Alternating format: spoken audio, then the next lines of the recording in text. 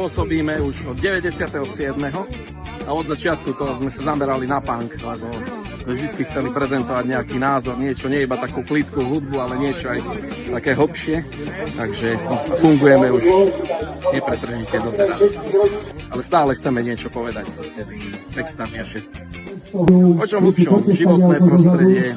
Začalo to vyslovene ako aj do politiky, čo to sme zabrdli, ale to sa v tejto dobe už veľmi, nie že nedá, ale stratilo to asi význam. Rovnoprávnosť, proste všetci ľudia rovní, bez nenávisti, bez všetkého. Drží sa to stále, síce je to taký underground, ale tá komunita stále funguje a funguje veľmi dobre. O sebe pochyby nemaj, to čo bolo, nezmeníš.